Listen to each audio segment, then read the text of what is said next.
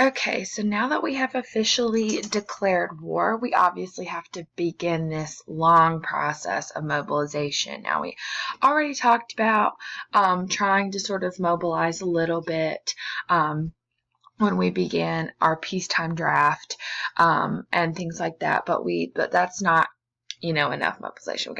We've already really mobilized a little bit, but we got to kick things into high gear now. So over the course of World War II, over 16 million Americans will serve in the war in one way or another. In just the first year of the war, our military is going to absolutely explode. Our army is going to double in size from 1.4 million. Oh, God, I'm yawning again. I know y'all are going to drag me for that. My bad. But the Army goes from 1.4 million in size to 3 million in size. Our Navy's going to double, and our Marines are actually going to triple. So it's going to be very, very massive, every branch of our military. And it's going to be a very diverse military. We're going to have over 1 million African Americans serving in segregated units, I have to say. Over 300,000 Mexican Americans, 25,000 Native Americans. And of all of this massive call for volunteers that we see as soon as we declare war, over 350,000 women are actually going to respond to this call for volunteers. Now, at the time, women can still not serve in the military. So the question is, how are these women supposed to respond to this call? And so we're going to see a big push for new ways for women to get involved in a war effort. So in 1941, this woman here at the bottom, Edith Norse Rogers, gets Congress to pass a bill establishing an organization called the Women's Army Auxiliary Corps, the WACs, the WAACs. And they basically do non-combat jobs for the military. They provide clerical services, truck drivers, instructors, lab techs, and over 150,000 women will sign up to be a WAC during World War II. 15,000 of them will actually serve overseas in like combat zones, and 600 of them will receive medals of honor, which is pretty incredible. We're also going to see women serving in an organization called the Army Nurse Corps, which is sort of like the WACs, but like specifically for women who are nurses, and over 56,000 female nurses will serve in that capacity. They will, care for the wounded military, not just Americans, allies in general, both in Europe and in the Pacific. Tens of thousands of women are going to join groups like this that handle every branch of the military. There will be groups like these for the Navy and the Coast Guard and the Air Force, and lots of different branches. So now that we've mobilized our military, we have to mobilize our economy. Okay, so we've got to make that shift from peacetime industry to wartime industry in terms of production.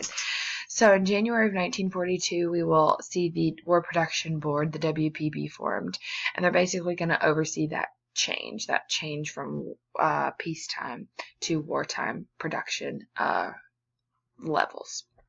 Eventually, they're going to be regulating so many different industries that it will split up into smaller organizations that will all be under the umbrella of the Office of War Mobilization, the OWM.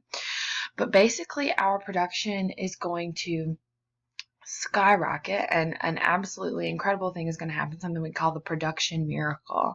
And basically, we are going to pull ourselves out of the Great Depression pretty quickly here. That this massive government defense spending is going to pull us out of the Depression, and every single American worker will have a job if they want it. We will meet our production goals every single year, which is incredible. Ford will be opening up new factories. For example, he's opening up factories not just producing cars for consumers, but he's also building bomber planes and tanks and things like that for the military. He's cranking out a B-24 every hour, which is insane when you think about that level of production. Like, that's crazy. By 1944, our production levels were double the production levels of Germany, Italy, and Japan combined. So we're just like kicking butt right now, so to say. So now that we are producing and we're mobilizing and we're getting ready, let's talk about how things go for us initially when we join the war. So the Japanese knew that they would need to act very quickly as soon as Pearl Harbor happened, because they knew that we would begin this process of mobilization. If they waited for us to mobilize, then we would be better able to attack them or launch some type of, I guess like revenge or retaliation or something like that, or we would just flat out be able to defend ourselves easier. And obviously that is not something that they want to happen. So right after Pearl Harbor, they're going to try to act very quickly. Now, the two of us are pretty evenly matched. Japan has a very good military, and some of their weaponry is actually more advanced than ours. Even though our military is physically larger, theirs is very good. So we're pretty even. So in December of 1941, the commander of U.S. forces in the Pacific is this guy, General Douglas MacArthur. If his name sounds familiar, remember we talked about him back in the Great Depression with the Bonus Army. But we also talked about his dad, Arthur MacArthur, who was previously the commander of the Philippines. So now Douglas MacArthur is the commander of all of the troops in the Pacific. So he's having a very difficult time holding on to the Philippines. Japan had already destroyed half of our fighter planes and had quickly already taken over the islands of Guam, Wake Island, and they had already conquered Hong Kong. So on December 22nd, the Japanese military launched a land attack on the Philippines, and our troops were forced to retreat all the way from Manila Bay back to this Bataan. I don't know if I'm saying it right, but I'm going to say it that way anyway. The Bataan Peninsula, and they were forced to camp out on this. You see this tiny little island down here at the very tip of that peninsula in the Philippines. That's where they were forced to go to, and we were basically trapped there, and we really started to suffer without any new supplies getting in, and we weren't able to get any in because the Japanese military had this like so well surrounded. So MacArthur basically orders an evacuation to Australia, but he can't get everyone out at one time. It has to sort of happen in waves, and unfortunately he's not able to get everyone out. And in May of 1942, 75,000 American troops are forced to surrender to the Japanese military. And what happens next is a really, really horrible and difficult thing. So these 75,000 POWs were then forced to march by the Japanese military 55 miles. You see this map is showing you the march line, 55 miles up the coast until they reached a railway. You see that black line is they took a railroad inland, and then they marched another 8 miles. Along this way, over 7,000 American and Filipino troops were killed. Anyone who fell behind was beheaded, stabbed, beaten. They were starved. They weren't treated for any injury, so a lot of people died of exhaustion. When they were given water, they were forced to drink from contaminated containers. A lot of them got dysentery and typhus and things like that. A lot of them die from exhaustion and heat stroke. So it's a really, really a horrible, horrible situation. That is going to put a really bad taste in everyone's mouth, especially on top of Pearl Harbor. Here are some photographs of Filipino and American troops about to be buried in a mass grave after being executed. Another American soldier about to be beheaded. So this is just really getting all of Americans feeling like we want some type of retaliation for what Japanese has done at Pearl Harbor and in the Philippines. So I want you to look at this map here, because I know talking about all of this, it makes it sort of hard to put it into perspective if you don't sort of like have this permanent world map embedded into your brain like I do. I know most people don't have this. So I want you to take a look at this here. So here we are, right? Here we are. Here's Hawaii. So that's where Pearl Harbor is. And here is Japan. So if you just look, right here, you see this little pink dot right here. This is the edge of Alaska. So you can see this is very close. So Hawaii is like just over here. So very, very close. Here's Japan, and here is the Philippines. So I want you to be able to keep all of that in perspective while we're also fighting here in Northern Africa, which we'll talk about in a minute, and then here in Europe, which we will also talk about in a moment.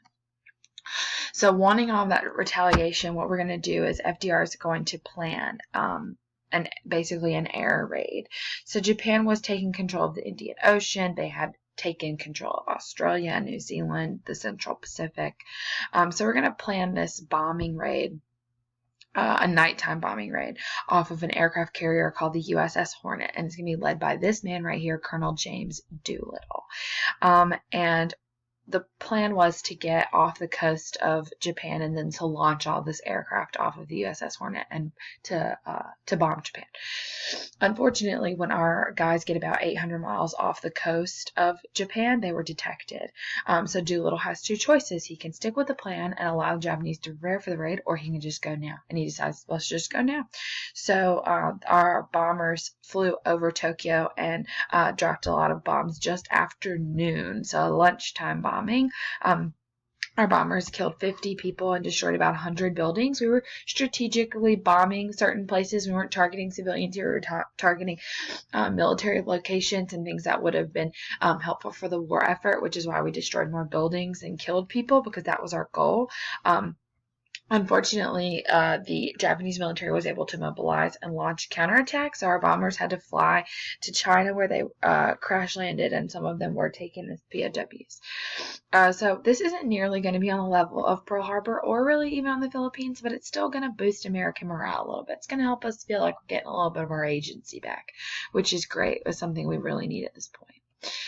So in May of 1942, Japan is going to move to take over a port in New Guinea. Here's the island of New Guinea. Now remember, they've already taken over Guam, the Philippines, Wake Island. They've bombed Pearl Harbor.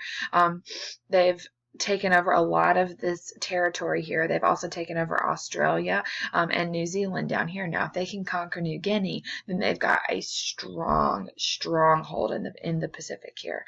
And we don't want that to happen, right? So we're going to do our best to protect the island of New Guinea. So to counter this move, we're going to send some aircraft carriers and support vessels to Port Moresby, which is in New Guinea. So on May 7th and 8th, our aircraft carriers will engage in battle with theirs at the Battle of Coral Sea. It was actually at night during a storm. And these two warships will actually never see each other. Instead, the planes off of each warship will attack the enemy's ship, which is a really weird way of a naval battle playing out, but it's actually really cool. So our warships will never see each other. It will be a technical draw.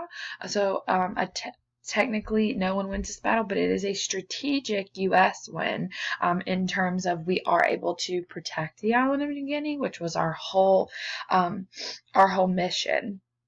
So we are able to prevent the Japanese from conquering the island of New Guinea. And this is really going to set the tone for the rest of the war in the Pacific. Now winners are going to be determined by the strength of their carriers and planes, which is something that the United States has an advantage in, which is really great. So let's look at the strategies playing out between the Axis and the Allied powers here. So the Axis powers, right, is Germany, Italy, and Japan. And they might all be working together, but they all have very different goals, right? Germany wants to exterminate inferior races and control all of Europe. Italy wants to create an empire in Africa, and Japan wants to control all of Asia and the Pacific. Because of this, their end goals don't really match up, and eventually they're going to start to fracture. At their core, they're not a stable alliance. The Allies, on the other hand, very different. Our power goals are much more cohesive. We all want to just stop the threat to everyone's safety, and in the collective Allied powers' mind, that largest threat is Germany. Now, that doesn't mean that in America's mind, the largest threat is Germany. In America's mind, the largest threat is Japan. But the other allies all think that the largest threat is Germany. So that's where collectively the Allied resources are going to go into fighting Germany. We wanted to be able to open up that second front and force Germany to fight a two-front war. And so we'll fight on that. We'll focus on that two-front war, and then we'll focus on the war in the Pacific sort of second hand.